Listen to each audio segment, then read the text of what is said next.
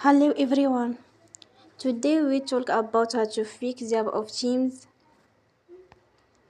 We go to settings, then we click on apps. After that we search the app Teams and we click. Then we will on stop.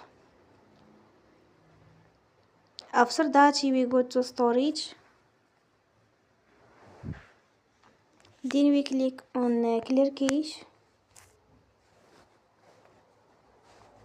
In the end, you will turn off your Wi-Fi and you will turn again. Don't forget to support us by like and subscribe. See you next time and thank you for watching.